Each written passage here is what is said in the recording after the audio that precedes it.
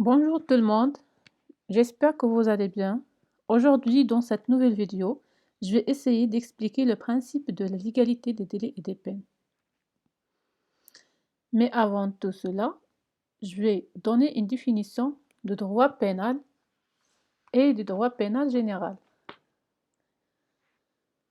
Le droit pénal est l'ensemble des règles qui organisent la réaction de l'État vis-à-vis des infractions et des délinquants, ou comme le droit de l'infraction et de la réaction sociale qu'elle engendre. En termes plus stricts, le droit pénal gouverne l'ensemble des règles ayant pour objet de déterminer les actes antisociaux, de désigner les personnes pouvant être déclarées responsables et de fixer les peines qui leur sont applicables. Mais le droit pénal général, il est défini comme l'ensemble des règles de fond applicables, quelle que soit la nature particulière des infractions en cause. Les règles du droit pénal général sont, sauf rare exception, valables aussi bien pour les contraventions au droit de la circulation que pour les homicides. Ces règles s'orientent autour de plus grandes pôles. En effet, les diverses infractions considérées à la fois dans leurs éléments constitutifs et dans leurs sanctions sont réunies par un certain nombre de principes. Aujourd'hui, on parle de principe de la légalité du délai et des peines.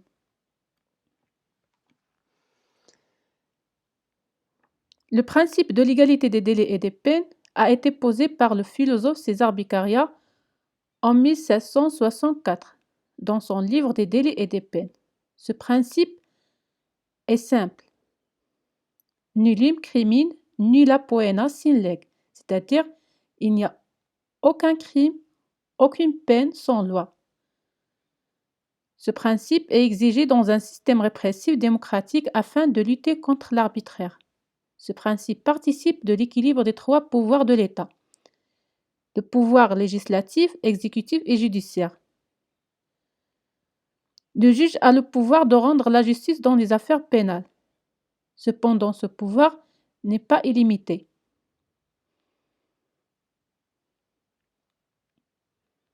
Le juge voit son pouvoir limité par la loi à ne se borner qu'aux infractions prévues par le législateur, ainsi qu'à le sanctionner que d'une manière indiquée par le dernier. Bien sûr, le juge a un pouvoir d'appréciation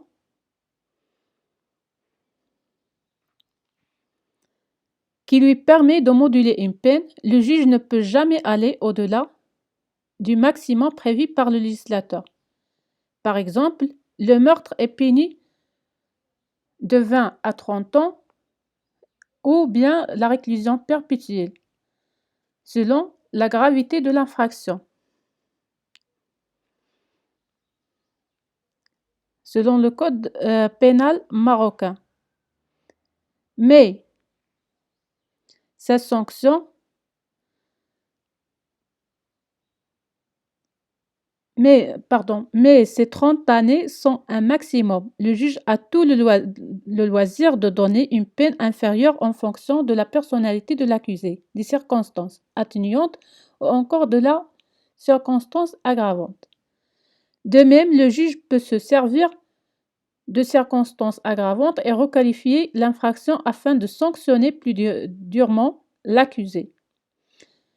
Par exemple, si le juge découvre que le meurtre était prémédité par l'accusé, celui-ci pourra le requalifier en assassinat et le punir soit à la réclusion perpétuelle ou à la peine de mort. Le juge a également un autre pouvoir, un pouvoir d'interprétation de la loi pénale pour déterminer quelles infractions ont été commises. Il ne doit cependant jamais dépasser les simples interprétations, car cela lui ferait alors créer des nouvelles infractions qui n'existent pas.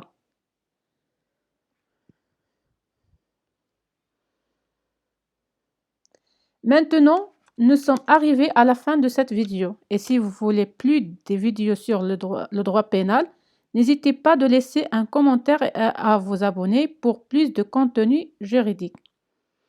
Et merci à tous et à la prochaine vidéo, Inch'Allah.